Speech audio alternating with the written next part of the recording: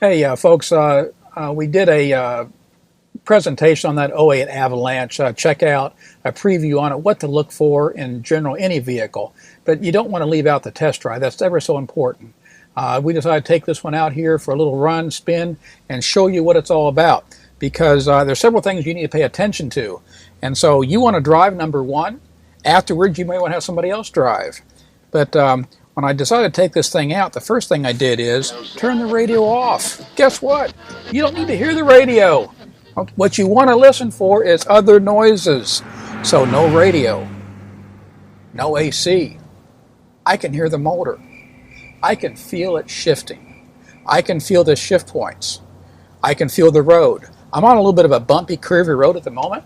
I've already had it up to speed, 60 miles an hour on a nice smooth surface, but now I got a lot of bumps. If I got an issue with suspension, shock struts, things like that, I'm going to hear it and I'm going to feel it. Also, if I take those roads, I can see about body control, how it leans, how it handles, such as that. I'm driving here, no hands on the wheels. It should have a little bit of drift because you got a crown on the road, but it shouldn't be pulling yourself across the road. I know it's a bad habit, no drives, Look, Mom, no hands. We all know what that's about, but guess what? Check the vehicle out. I got a few more things to bring to you in just a second. Thanks. When you're checking out the vehicle, get yourself comfortable. It's a new vehicle to you, but take your time. See about your other electronic controls, your power windows, your door locks, all that kind of good stuff. Check that power seat. Make sure it works. If it doesn't work, these are points for discussion. It may not be deal breakers for you, but you'd rather know this at the get-go. It's pretty basic. Feel how that wheel feels. Even before you're rolling, you can feel how the play is in the wheel. Just everything. Take it all in as an experience. Again, use your eyes and ears and all your senses before you make any decisions. Take your time. There's lots of vehicles out there. You only need one. Of course, like I said, we're prejudiced. We're going to try to have the best vehicle for you, but you're going to make that decision, and you and your mechanic. So again, take it for that good test drive. I've had this one out on the road. I've already ran it up to speed. I consider 65, 70 miles an hour highway speed.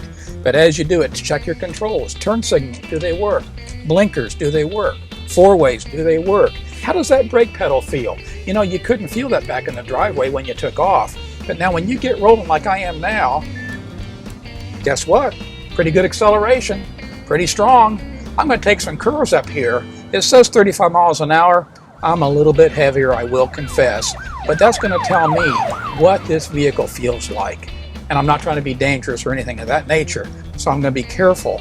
But as you do that, go ahead when you're up to speed. Go ahead and do a hard stop. Because when you do a hard stop, you want to feel it's going to be going straight, number one. You're not going to get any pulsing on the pedal. These are, again, not deal killers, but it's telling you the condition of that car. You got a pulse on the pedal, guess what? That's a brake rotor. No disaster. They're like 50 bucks. Two of them's like 100. When you do it, you're going to put on new brake pads. That's the kind of thing we do for us, for you, for our customers when we get that car ready for you. But you don't need to have that problem on another car when you're just getting into it. So check it out thoroughly. Enjoy your test drive. Take your time with it. Take it on a good spin. You don't need just 2 miles. Take it out for a good spin. That dealer that wants to sell you that vehicle, he wants you to be happy if he cares about his business and if he cares about you. Because don't forget, if he wants you back for a secondary car, he needs you to be happy with this one. If there's some compromises involved, because there are, it's a used car, it's better to be discussed at this point. If there's some things that he can help you address, guess what? Get him to pitch in or make some adjustments in the price. Pretty basic stuff. You don't need to have great negotiating powers. All you have to do is pay attention, look, listen, and feel. Look at that dealer in the eye. Ask him if that's the right deal for you, because you're going to put your wife, your daughter in that car, and you want to feel good about it going home. And guess what? If he's going to be there next year for you, he wants you to feel good about it too. So anyways, take that test drive. I'm doing it now. 65 miles an hour. I'm 5 above the speed limit. But guess what, folks? Feels awful good. No hands. I'll get back on it because 2 hands on the wheel.